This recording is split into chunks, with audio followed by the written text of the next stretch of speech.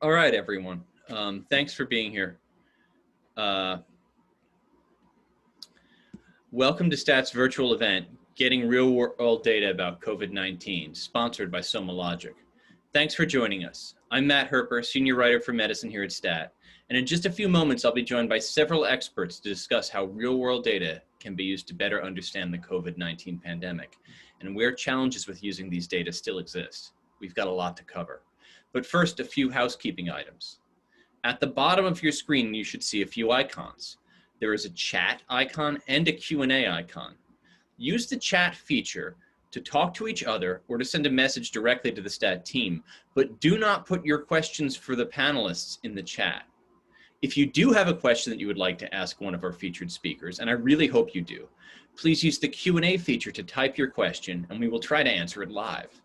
In the Q&A window, you should also be able to see the questions that other attendees have asked and upvote the questions you would most like to see answered.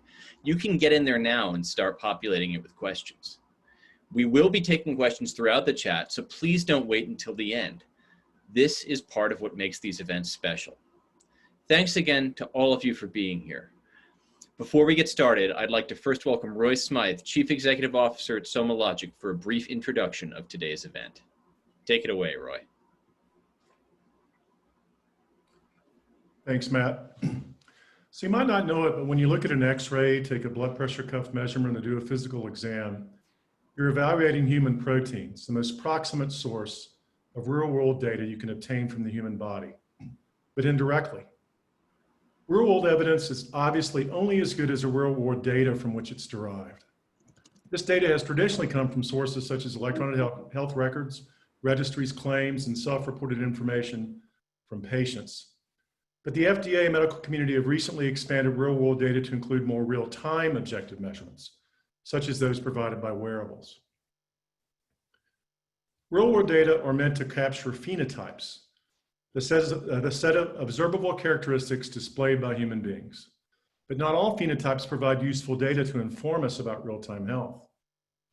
Increasingly, we're learning that there may be no better phenotypic measure than the shifting makeup of the 20,000 or so different proteins found in the human body over time.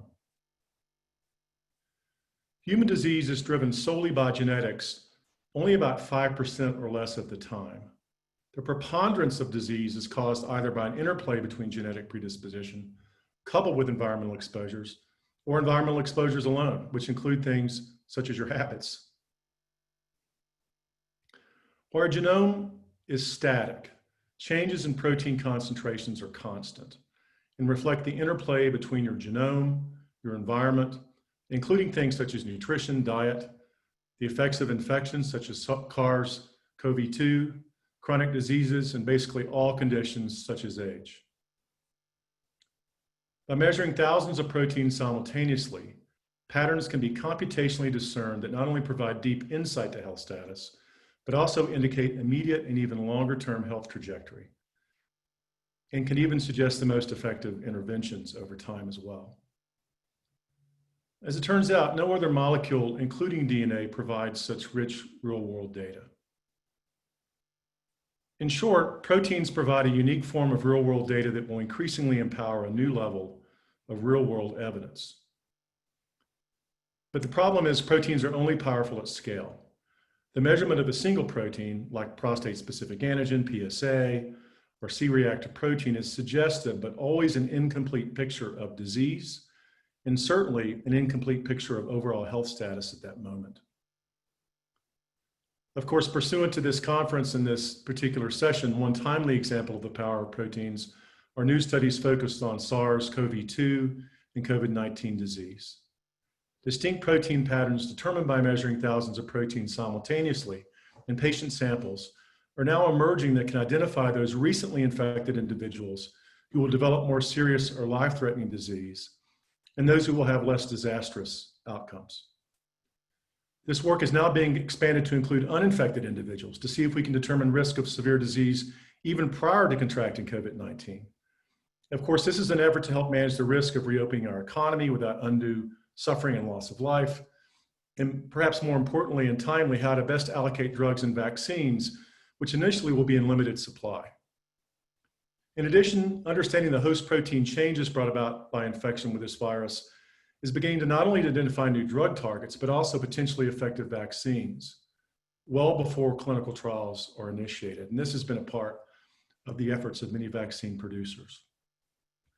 Measuring thousands of proteins in COVID-19 or any disease in a cost-effective, rapid, reliably way is technologically challenging, to say the least. Protein concentrations vary wildly in the blood, and some of the most telling changes are found at low concentrations that are difficult to measure, sort of like finding a single needle in a few thousand haystacks. In addition, every measurement that has actual health-related meaning requires using machine learning and other techniques to build models of simultaneous change in hundreds of proteins at a time, at all concentrations, and at the same time, reflecting the complexity of normal and disease biology. There are multiple large-scale protein measurement tools on the market today and other new entrants coming into the market, but virtually all of them are focused on answering the specific research-only questions and are unable to measure sufficient numbers of proteins to discern patterns across a broad spectrum of clinical diseases and conditions. Currently, only SomaLogic's SomaScan protein measurement platform is being used to deliver novel diagnostic tests using protein pattern recognition for a series of common cardiometabolic diseases and conditions to select practices today, with the goal of releasing more than 100 additional tests across multiple additional diseases over the next 2 years. And because the SomaScan platform measures thousands of proteins at once, all of these individual tests can be delivered out of a single blood sample, which is important for many reasons. Currently only available via a small number of demonstration market healthcare providers, the goal is to rapidly embed this technology in health systems across the United States and in national health systems around the world, and in doing so to provide the most accurate and truly biologically proximate and personalized real-world data to power real-world evidence that is literally possible. I thank you for your time and for the opportunity to participate in this conference. Please enjoy the upcoming session, which promises to be really compelling. And now I'll hand it back over to Matt.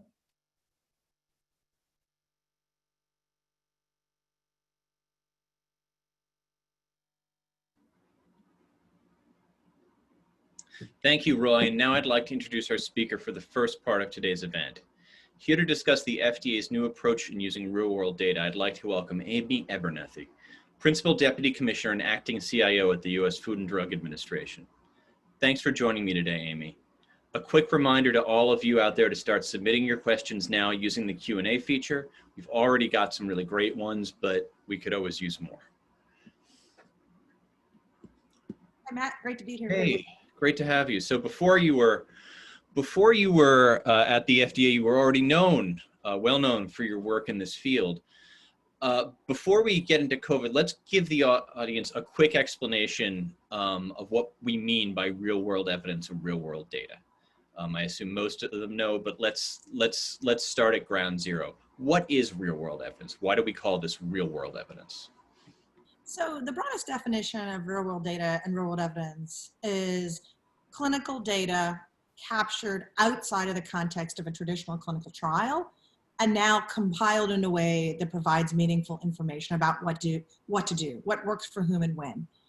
And as I think about real-world data sources, typically we're talking about electronic health record data, we're talking about claims and administrative data, perhaps we're talking about patient-reported outcomes data or patient-generated health data, such as information in a biosensor like in your watch.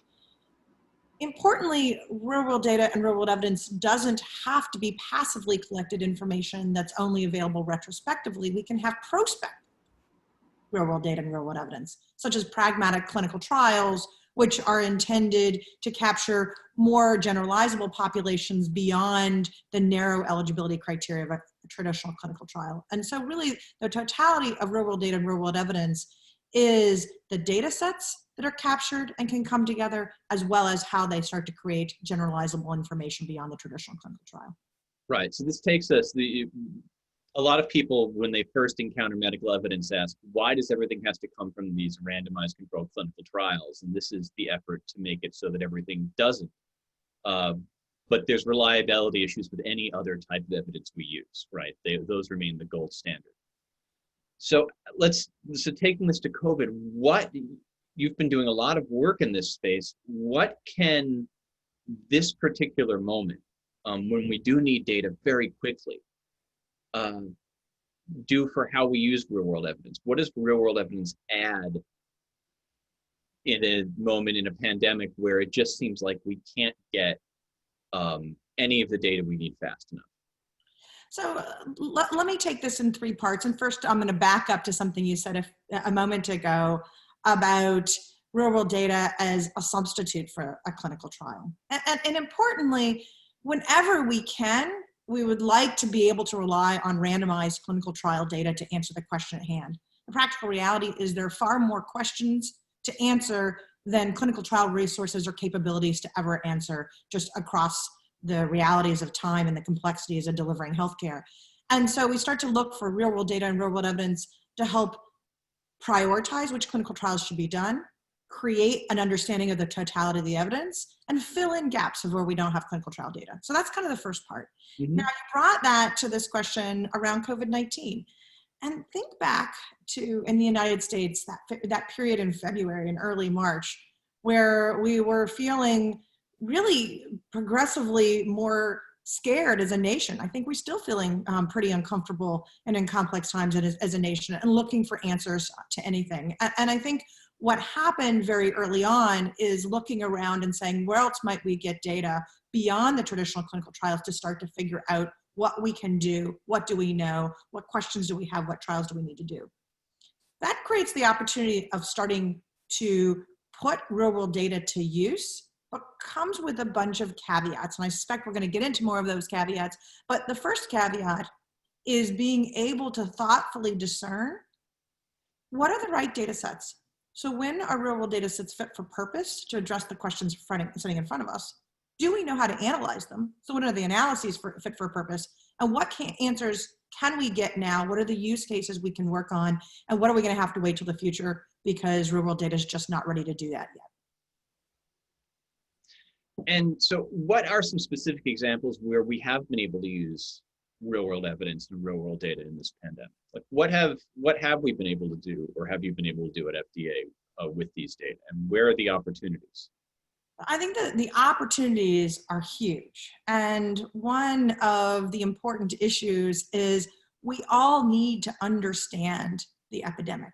We need to describe what's going on. What's the natural history? We can't even figure out what are the right treatments, the right trials to do, or even how to do accurate clinical development if we don't understand the disease sitting in front of us. So you can imagine in March, in the United States, we were thinking about mortality numbers, such as the risk of death of a person over the age of 65 in the ICU being, over 85 in the ICU being approximately 30%. In April, we started to understand how coagulopathy and the clotting challenges of COVID were contributing to the disease. By June, we were starting to describe the neurologic sequela and the cardiac challenges of the disease. And even now, one of the areas that it's getting described and helping us understand is in the context of long haul symptoms and late term sequela. So one big area is in description. Mm-hmm. Another area is in being able to plan. So being able to describe what treatments are patients receiving, who's going in the ICU, what does this mean in terms of demand for drugs and PPE and ventilators, and how can we plan better to manage medical supply challenges, including the supply chain. So another big area for real world data is on the supply side. Then another area is planning clinical trials. So using our understanding of the disease to figure out what is an appropriate clinical trial design, as well as if I've got 65 different potential treatments sitting in front of us to potentially be studied in a clinical trial, which ones have the best chance of leading to a valuable intervention, and should we be studying first, second, or third? So prioritization. So These are many areas where we've been doing this work. So a question from the audience that I think relates to this a bit, from Trey Ayer. Is there any data relating to adherence rates for masks, social distancing, and other mandatory precautionary measures at the state level? In other words, is that kind of evidence something that we consider important in this context? So the truth is, Trey, I can't name you the data set that you should be looking at, but I would hit on that question in two ways. So first of all, I suspect there are many small data sets that start to address what's happening with, for example, masking in a community and what is the relationship between masking in a small community and the impact on that community. And then that also teaches us how to create larger data sets that allow us to get at this question in a population-based way. And so indeed, these kinds of descriptive questions, being able to describe masking and then being able to describe community-based potential impact is exactly where rural data should be able to help us at the state level, at the national level, and even at a global level. So let's talk about the risks here. What people always gravitate to in these discussions isn't the kind of descriptive work that you talk about, which is obviously really important, but the idea of what kind of clinical efficacy data can we get? And we have a real cautionary tale here in the Surgisphere story. Mm-hmm. For those who haven't been following, there was an example of what was presented as a real-world evidence paper and published in the Lancet and then retracted that seemed to show both a lack of efficacy, but some higher than expected cardiac side effects with hydroxychloroquine. Not the only real world evidence study we've seen. We've seen saw a lot of these kind of data come out early in the pandemic, certainly. What lesson do you draw from that? Like what are how do we know when we're using these data right and when we're using them wrong? So I call this the Surgisphere story, just as my shorthand. So yeah. Yes. And that thing that happened. And in the real world data community, I would say that there has long been a worry that this type of event would happen. And sure enough, it happened early in the COVID pandemic, although maybe it was the event that we needed to have happen to force some critical activities. The first is to acknowledge that this science is very hard to get right. Being able to have adequate data sets that we can trust for description is one thing. Being able to have adequate data sets that can help with clinical trial planning.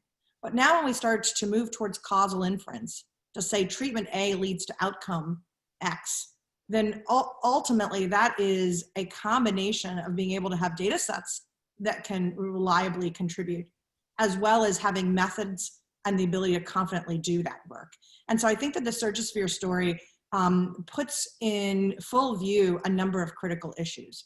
So the first is acknowledging that this is hard science to do, and we need to step through the tasks. We need to start off with descriptive tasks and actually be okay with that. We need to ultimately figure out how to build the methods and pressure test those methods in a transparent, peer-reviewed community so we understand what's working and what's not, and what we can rely on. And then we also need to have consistent ways of evaluating results. This has really led FDA and the real-world data and real-world evidence community to make sure that we are doing the work around real-world data science quickly, and that we're working very hard on ensuring credible, transparent, clear methods as well as descriptions. And we're also making sure that we're communicating around what does peer review need to look like in this space? How do we communicate effectively with the press, et cetera? Because I think one of the challenges becomes when we're all looking for answers to questions about how to treat the disease sitting right in front of us so fast, sometimes it's easy to take shortcuts, and that's not okay. And let's say that you're an expert in medicine or some other related area and you're presented with an RWE data set like this. What questions should you be asking? All the people who read that Lancet paper. It took a while, a few days. It was rather fast, and it was coming from the RWE community. But initially, a lot of people looked at that paper and basically believed it. A lot of very savvy people. So what would you think that experts, even clinical trialists, should know here?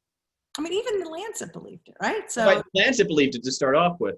Yeah. And I can name some highly skeptical people I know who commented on that and said, observational data, not so sure, but then went on and commented when maybe they should have stumbled on that first part more. So, yeah. So I'm going to divide this into two categories. The first category is, what are some of the tools and tactics we can put in place to try and help bolster real-world data science so that this doesn't happen again? And so one is helping to support journals with peer review and making sure that peer reviewers know how to do this work and evaluate this work well. Another is to ensure better reporting and clarification of data sets and case finding and all those elements. So there is the tools to make sure that this science is done well and reported well on one side. And then the other is, how, as a clinician, do I read a real-world data study and walk through and identify features that should tell me whether or not I have confidence in this study? So the first thing I would say is, we're still in a place in the real-world data science as it relates to COVID-19 where we should be really careful around anything with causal inference. If we're talking about data sets and we're providing descriptions, I think that gives us much more confidence, and we're actually trying to ask for causal inference. And that's my first point. The second thing that I would say is let's think about what provides credible work. So does the author group and list represent methodologists who know how to do this work well, data scientists who know how to generate these data sets well, and people who understand the disease in a way that will be able to evaluate the work in a consistent way? So that's kind of one aspect. Another is the data set itself. Whether in the manuscript or in a supplemental manuscript in another place, is there clear enough characterization of the data set itself that you can understand how the data were generated, how they were curated, how they were ultimately used, and essentially that characterization helps you understand the quality and limitations of the data set. Similarly, do you see high quality methods that line up with the representation of high quality data sets? And then ultimately, do you see a results section, a discussion section that incorporates limitations that go along with observational science? And then finally, what are we seeing in this space in terms of consistency of finding and totality of the evidence? And so when you get a surprising outlying finding from these types of data, your first response should be that there's probably a problem with the study, not that you believe the causal inference. Eureka should not be the signal that this is the most important paper to put in your to-do list for your clinical armamentarium. Eureka should be the signal, what do I need to know in order to figure out whether or not this is credible and I can trust it? A really interesting question here from Allison Paprika. Are there any large-scale plans to encourage trials to obtain consent for data linkage from participants so that you can use the clinical trial data as real-world data for follow-up? So I cannot answer about the specific trials, but I think it's a really important question. And I think that there are two different directions that I have seen investigators try and move.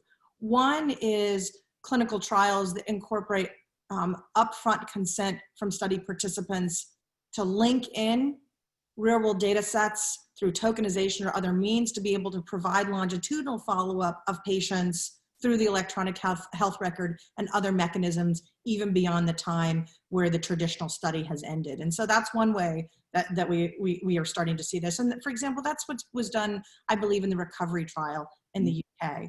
And then the question that you've just highlighted is a different kind of question, which is around both patient level and contractual level possibility of combining individual patient level data now to get a meta summary across multiple clinical trials. And I don't know about specific examples of that happening, but I think that's also a very important area. I feel like in industry, a lot of the discussion about real-world evidence has been about how we can get out of conducting clinical trials instead of how one could do more you mentioned pragmatic studies, the idea that you could use the EHR, you could use these kind of real-world evidence data collection methods and keep randomization, which is randomizing. The whole basis of this for people who might not be completely familiar is that it's the same as what Facebook does when they're A/B testing in a way. It's the most reliable way to get data is to randomly assign people so all the things you don't know about are balanced for two. Why do you think that is? Why is there less I'd say excitement, investment. A lot of the companies I see in the space are certainly focused more on, well, we've got this database and we can give you an answer quickly, instead of conducting trials differently. So I, cannot get into the head of any particular company. I think, as you pointed out, I came from this real world data space and the industry space before. So first of all, go back to that point of eureka and wow factor we were talking about a moment ago. Some of the eureka and wow examples in the real world data space were around this idea of potentially using synthetic controls or comparators, either for small populations, rare diseases where it's really difficult to conduct the clinical trials, and natural history becomes your best comparator. And that sort of quickly led to the conceptual model, almost as real world data and real world evidence as the replacement product for clinical trials, potentially providing confident findings about your product earlier than would have happened in a traditional clinical trial, and maybe even for less expensive study designs. I think that sort of wow factor plus the allure of the replacement product for clinical trials has caused us to skip over many of the critical places where real world data and real world evidence should be getting used right now. And that's why COVID-19's so interesting, because it's bringing to the forefront all of the ways that we need to be using these data sets right now, which are largely descriptive and preparatory. But guess what? There's so much work to do in that descriptive preparatory space. And that will also sort of march our way towards figuring out how can we do more confident work, whether that is prospective randomized work with real world data now filling in the prospective clinical trial data set as a pragmatic trial, or real world data sets and real world evidence acting as a key component for the totality of the evidence as we understand how a medical product performs or issues such as real world performance of diagnostic tests or other areas. So I see that as the direction where things can go, but we've got a number of steps to get there. And the truth is that there's so much critical value in describing that we shouldn't jump over that step. Another really interesting question from Nina Grigoriev: who should bear the cost for long-term real-world data and real-world evidence collection? It's a great question, Nina. And I think the cost is related to the use cases. And one of the advantages of real-world data is that the data collected can be put to task for a number of uses simultaneously. I reflect on the data set that's been amassed among multiple institutions in the University of California, where they now have a single data repository that masses their electronic health record data sets and is supplemented with other data and provides the ability to do several tasks at the same time. They use these data sets to help manage their health systems. So there is an operational role. They use these data sets to help plan the delivery of healthcare within the context of, I think they have some type of common managed care environment. And now they're also using these data sets for discovery science and clinical evaluation, including in the management of COVID-19. In terms of paying for it, when we've got multiple tasks that allow us to continue to clean up data and get it better and better, then ultimately the costs will be distributed across the system in those kind of ways. So another interesting one, what are the next steps to handle interoperability challenges in different devices and sensors? You know, your steps in two different pedometers, for instance, as we collect these data. Interesting question. I think that there are a number. Excuse me? I told you there'd be some smart questions. I know. I don't know that I thought about the answer to this one before we came, so I'm gonna sort of hit on a couple of pieces. Certainly, the more that we have interoperability of data sets writ large, the more efficient our ability to build data sets that have more complete information and also richer and deeper information. And so information from biosensors is a key area.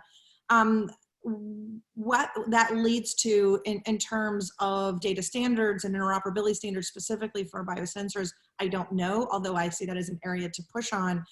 And ultimately, One of the things that's going to continue to drive standards is also the value statements of why having consistent ways of measuring bring value to the device companies and others who are building these solutions. So is there a specific, just to give people some granularity here, is there a specific COVID-19 thought you'd like to leave them with in terms of maybe an example of how we'd use this data, or else just a forward-looking thought about where we're going? So I'm going to give you two thoughts, Matt. The first COVID-19 thought is we've got to do this work in a credible, transparent way with incredible urgency. And so that is my first thought. My second is, in order to do that, we also need to get all of the actors at the table. We need the health tech companies who've got or curating data. We need health systems, we need government, we need academia, we need industry, all solving this problem together so that we can get these data sets ready and learn from them. All right.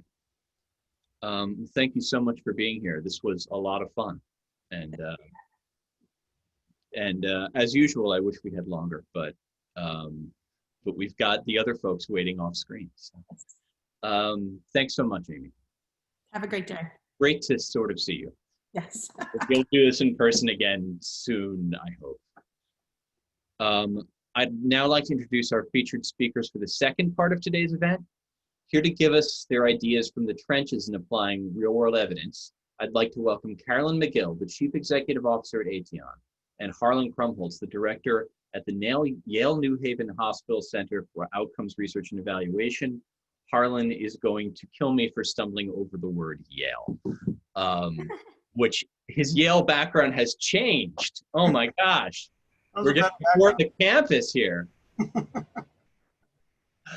Now he's outside. And there are even students in the background. I didn't think we were doing that right now. Yeah, all pre-COVID. All pre-COVID. Okay, thanks guys for being here.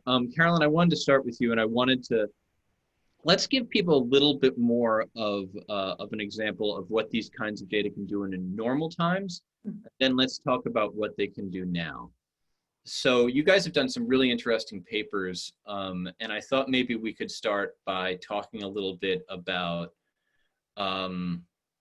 we could do the trial example, but I really like the ADHD example. So maybe you could describe that for the audience a bit, the work that you guys had in NEJM, was it a year ago already?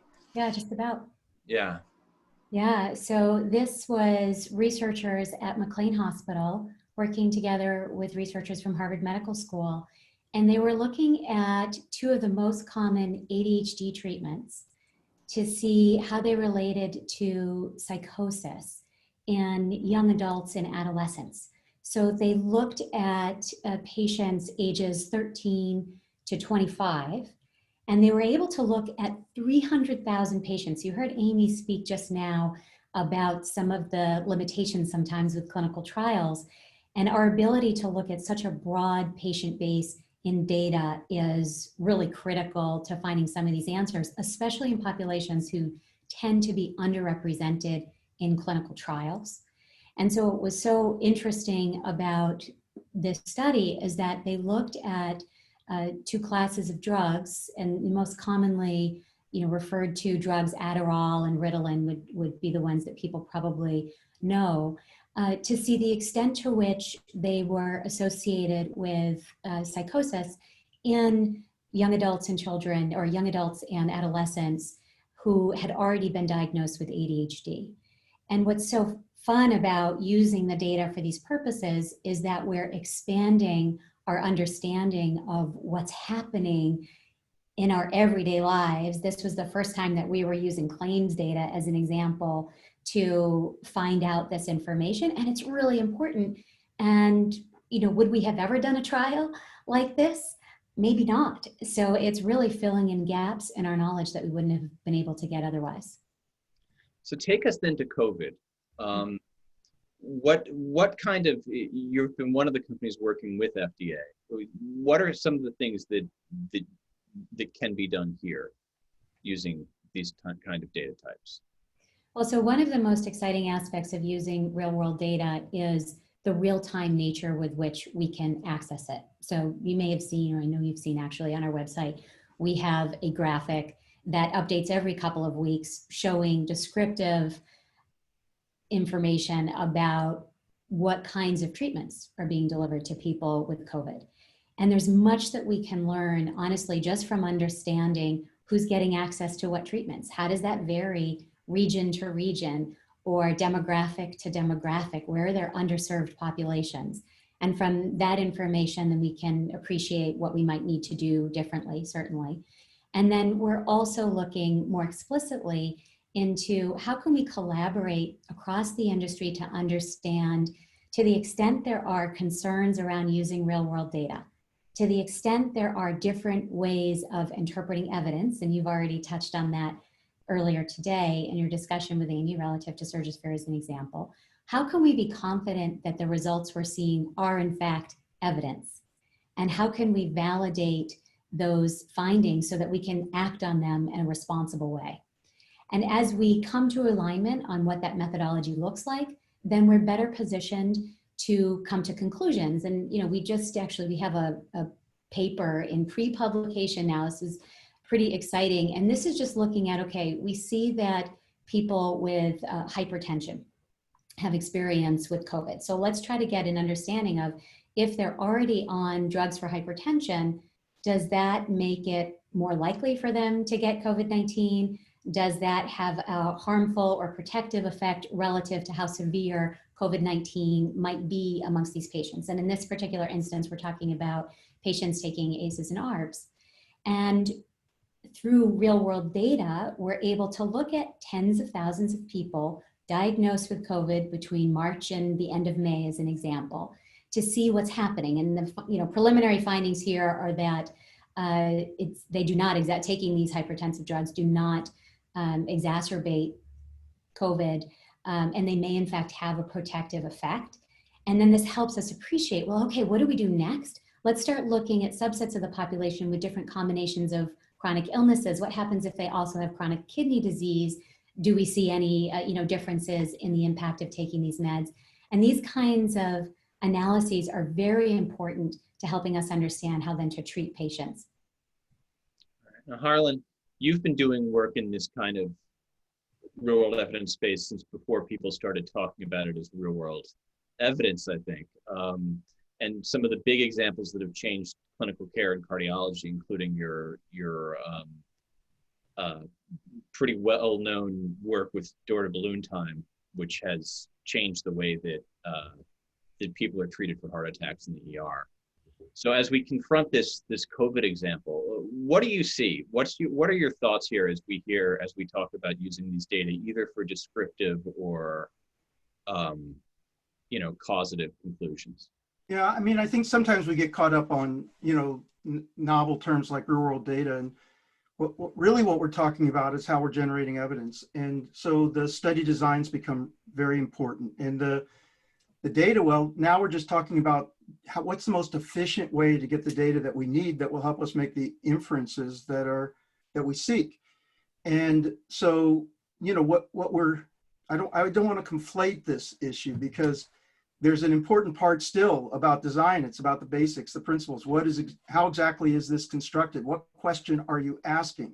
And are you in a position to answer it? And then there's a question of, now, how do I most efficiently and most rapidly get the data that I can use in order to feed into the study that I'm doing? And in recent years, with the digital transformation, I mean, we're about a decade in. We still live largely in an analog culture, though. I mean, we really have not leveraged the digital nature of the data around us to any great extent, but we've recognized that data generated in the ongoing operation of health systems and the way that people are living their lives can be streamed into studies and create pipelines of knowledge generation at greater efficiency and at greater speed. And so I would say, we've been thinking about this, trying to position ourselves for this both locally within a health system, across health systems, and across the world with regard to various different data sources. In partnership with people as they are able to generate data from wearables and other sources. So without much effort, these data then are generated and can stream into strong study designs in which we can make the appropriate inferences. But since these data were not generated for the purpose of the study, we need to be able to be very alert to the potential hazards and issues that arise by using data that were generated for one purpose for another, like research. And so it takes a certain sophistication to be able to understand what is the quality of the data, what's the provenance of it, what can we trust and what can't we trust. That would be very different than if we had protocolized data collection. And that's really the contrast I make, which is, for example, when you were talking about trials, I mean, I think this hybrid designs where some of the outcome data is feeding in real time from existing sources, and some of the data that may be necessary to collect is through traditional protocolized data collection, but together it can be very powerful and much more efficient and much faster than we were able to achieve previously. The other, just quickly, issue I think that's important here is the difference between epidemiologic and descriptive studies, predictive analytics, and studies that are developed to make causal inference. And so we really need to be able to differentiate the purpose of the studies, the context of the studies, what's at stake, and then try to understand what the strength of the evidence is for the need that we have for that evidence. So let's take that discussion to COVID-19 a bit. We have a question from the audience from Lucas Marin. How do we generate robust evidence from routinely collected data to evaluate the benefits and risks of treatments for an entirely new disease, which by definition we have no historical data for? Like, this is a different challenge than using these data for cardiology or ADHD, which, you know, Yeah, but it depends your comparator. So, you know, a lot of these studies are intra-COVID studies. So we're trying to figure out if people were treated one way versus the other way, which is better. I mean, the historic control issue would be, I've got a new therapy for a disease that's been existing, and I want to know if it's improved. And in the previous life, you know, where Amy was at Flatiron and others have talked about, you know, developing synthetic controls, there was an opportunity to be able to use a prior experience, which in many cases resulted in catastrophic outcomes, and to see whether or not some new therapy was fundamentally different with regard to survival or outcome trajectory. But in this case, we were confronted with a new condition, and so the premium was on a standardization of definition. So it wasn't that we were handicapped because we didn't have the experience before. In fact, it meant the playing field was wide open. There's so many important questions to ask. But what we don't want is everyone defining COVID in a different way, so that we really can't compare the different reports, so that when people are producing new knowledge, they're not in any way comparable. We can't combine and synthesize and organize the evidence in any meaningful way, because everyone has a bespoke approach to how they're actually defining a cohort. So what it required was for us to come together and at least make sure that we were collecting standardized information, so that if different definitions were going to be applied, we could retrofit some of this to sort of say, can we harmonize to a greater extent some of that evidence so we can see how consistent it is. In the best of times, we have reproducibility issues within American medical clinical research. So what we want to do is be as open as possible and work together for open standards and try to ensure that there's comparability across studies to the extent that we can, so that we can learn together and be able to see about consistency. Yeah, so this question really gets to how critical it is that we're using real world data in the context of COVID, because certainly history is being generated on the fly, which underscores how critical it is for us to have near real time access to data, to be looking at what we're seeing daily, weekly, monthly, to ascertain how things are changing. So that's one thing. But beyond that, using what we're doing on COVID, so the Evidence Accelerator is probably the best example we have going of a cross-industry collaboration. This, of course, is FDA with Reagan-Udall, with Friends of Cancer Research, bringing together a whole bunch of us from industry, academia, the medical community, to align on methodology that we're using, to identify when we have confounders that are difficult to control for, to see where we can say, we definitely want to use risk set sampling. It's too hard to use. You know, when do the measures that we're trying to apply make sense? When are they necessary? Where can we put stakes in the ground that, yes, we're confident in the evidence we're generating, versus whoa, we're not there yet. So let's put that aside. And this kind of learning is what will truly advance us globally in understanding how and when to apply real world data. And this will be critical for the next pandemic, as an example, or the other kinds of challenges we face outside of COVID. And I'll just say, Matt, you know, I think that at this time, especially when we're moving fast, it's the collaboration and you know, I'm deeply committed to the idea of transparency and open science. I mean, the degree to which people can look at what each other have done, build on it, critique it constructively, and to try to understand it. So then that is a great protection against, you know, any sort of non-reproducible approach. And what we want to do is build a scientific enterprise so that if somebody else did what you did, they would get the same result. And that means transparency with regard to code, it means sharing of data, it means transparency of methods, and it also means the adoption of certain standards. If you're going to be doing something that entails a causal inference, then your data experiment should be pre-specified. If you haven't pre-specified it, or it's occurred as a result of something post hoc, then that needs to be openly declared, because the interpretation of those two results, even if the same result, could be very different if it was something that was built up and then thought to be tested versus something that was reactive to something, and now you're promulgating it. So all of these things, the openness. Cool, right? Like if you don't call your shot, it doesn't count. Well, and that's exactly right. And between p-hacking and the kind of things that go on in the world, you know, you want to be able to create these kind of standards that give people more confidence in the kind of evidence that's being created.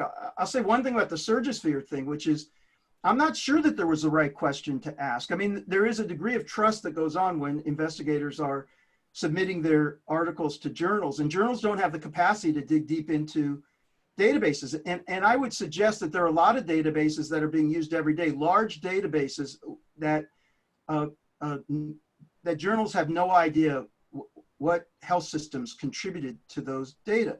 Now you go to University of California and what a tool that's clear. Those are UC system, but like Yale has data that's taken through IT vendors and sold on the back end every day.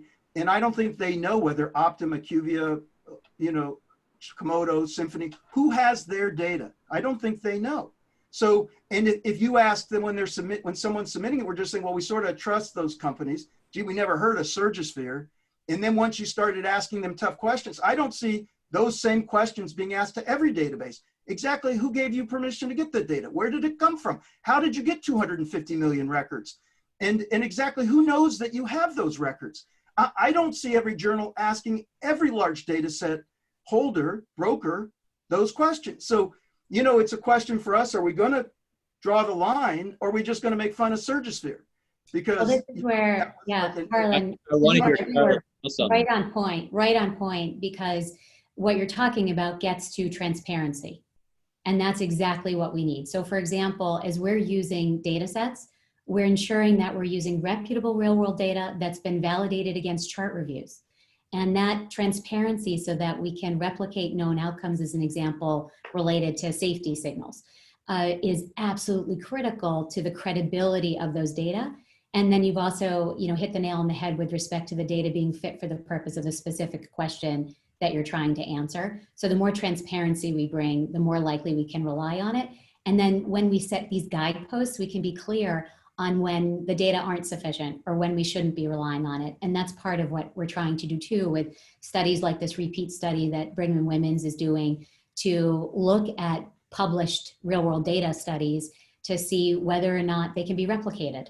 And if not, why not? And this all contributes to our long-term understanding of how to do it responsibly. Yeah, I think those are really great points. But I will say that, so I've been working very closely with the Odyssey group, the OHDSI group, which is a terrific international group, again, committed to these principles of transparency, sharing code. It's an amazing group. But when we publish together, we basically have to cite the people who are providing the data sets, but we may not know underneath the hood, going even further down, exactly where it came from. So that's what I'm just saying, Matt. So I'm not trying to criticize others. I've used those databases too. But it's a matter of trusting the organization that put them together. But I can't tell you, if you would ask me, what health systems are in those databases. Often I don't know. A really interesting question from Jonathan Chi. How has COVID affected the data quality in RWE? Like, is all this pandemic stuff mean the quality of data is getting worse, or is it staying the same that you guys are working with? I'm happy. Carolyn, do you want to go first? Yeah, I'm happy to. So we are very pleased with the access to data that we've had. And, some of this obviously comes through this cross-industry collaboration that we referred to, in that we have health systems like UCSF as an example. We have IQVIA, we have, big data aggregators, we have Health Verity and others who are able to link data sets across different sources coming together to share access. And what we're finding is that there can be aggregated data sets that show large swaths of the population, and there's value in the assessments we can do in those data. And then there's also value in understanding, the deep dives data that, or the deep dives that come from looking at electronic health record data that maybe represent practice patterns within one health system in contrast to another. And there's much that we can learn from those deep dives as well. So I would say we don't have limited access to quality data. We have a lot of it. Most of what we need to do is think about how to use it responsibly, how to create that transparency, and what that then tells us for what happens next in terms of how we treat patients or the kinds of things that we need to test with additional questions. And I'll just say that I think that's a great response. And in my experience, the data aren't worse. In fact, I think there's been a premium on working hard to bring this together in a good way. Zach Kahane, Ken Mandel put together international collaboration in which I think, they moved faster than ever, try to bring together high quality lab data, try to understand COVID. There've been other consortia that have been moving forward. If anything, this has shown a bright light on the progress that we need to make. And most of the problems in the research that you see around COVID have been existing for a long time. And it's just they've gotten a lot of attention in this period because stakes are high. But the truth is stakes are high in every disease. Stakes are high where people are suffering and we're not moving fast enough. So my hope is that there's going to be an impetus for us to truly take advantage of the digital data to the maximum that we can. And then, supplement, organize, create hybrid designs, but recognize that speed matters for everyone who's at risk or afflicted by a medical condition. And so the same kind of determination we've had during this COVID pandemic, we need to apply to the wide swath of medicine and continue to move into this digital era. Great question from Patty Peoples. What data do you wish you had for COVID-19 RWE that you don't? Well, I'll just jump in and say on my side, what we're working hard on is trying to get more data directly from people. So the data that gets aggregated on the back end from health systems and others tends to be a bit fragmented and often doesn't have the patient perspective. You can combine that by partnering with people and respecting and giving them some agency over their data and enabling us to collect information about their symptoms and their activity with their permission and safeguarding their privacy, but providing the perspective of what it's like for people actually experiencing the condition, and then combining that with data that's being generated in real time from their healthcare utilization and pharmacy and other sources. Then I think you have a powerful opportunity to look at a longitudinal journey in a deep and nuanced way and really to understand outcomes that are meaningful to people. So that's largely missing in part because some of that has to be programmed in. I mean, you need people's engagement and consent and so forth. I think this is going to be particularly important for long haulers, for people who are affected long-term as we try to understand what the impact of that is. But with regard to health system data, I don't know, Carol, I'm curious what you think, but there's been an abundance of that. Actually, we can do better, we can coordinate better, but there's been a lot. But I think the patient perspective piece is a part that I wish we had more, and an ability to do it in a way that safeguarded privacy so that we were sure that it was in partnership and with people, not just, behind their backs, for example. Yeah, I would say that more data on underserved populations would be beneficial, and more clarity around when people are treated, how they're treated, when people are exposed to the virus, as an example, and what that means in terms of how we're looking at when they present with symptoms, when they receive care. There's more detail that we could get to in each of those areas.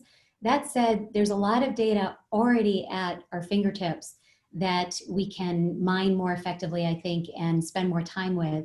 And the more that we can link our electronic health record data, as an example, with claims data, with the drugs that people are receiving, with lab results, and thinking about the diagnostics that we're using, the more prepared we'll be to make conclusions about how we should be treating patients and how we should be collecting these data and looking at them in the months to come.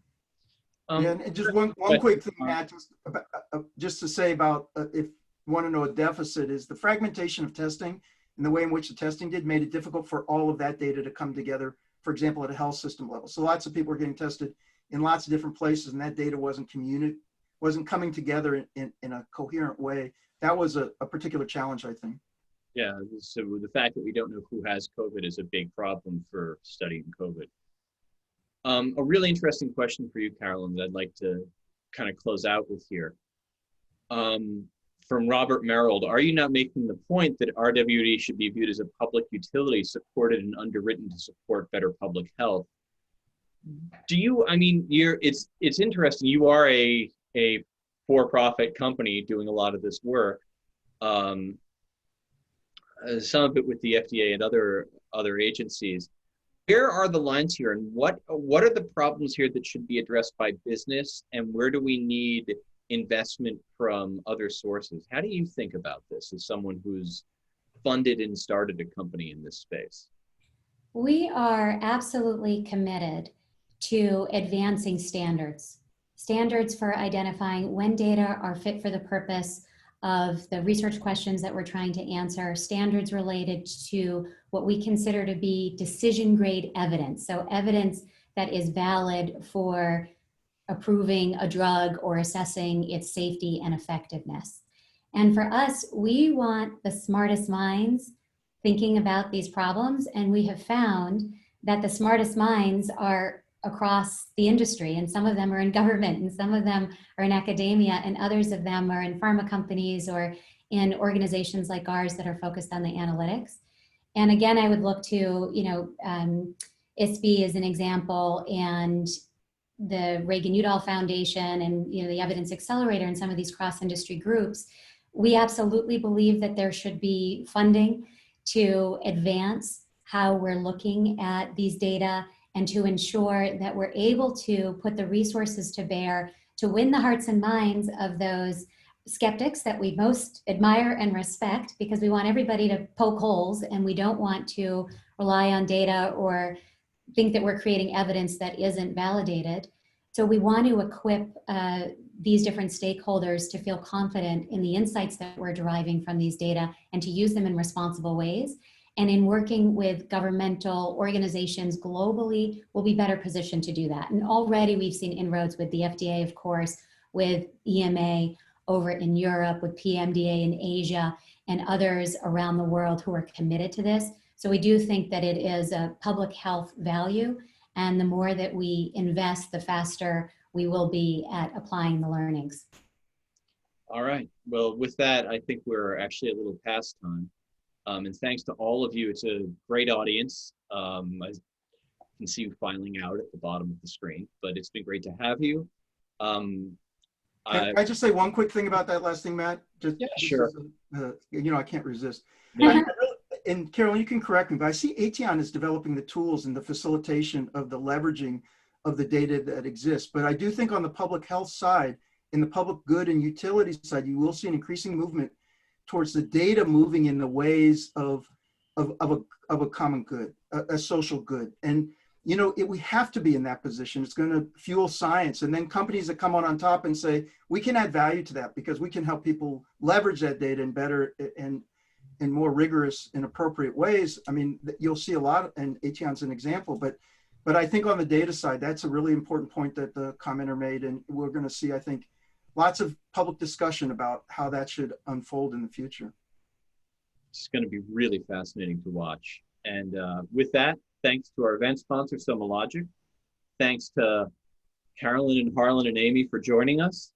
And thanks to all of you out there for attending. Keep an eye out for some more STAT virtual events happening soon. And until then, stay safe, be well. Thank you. Stay safe. Thank you. All right. Thank you.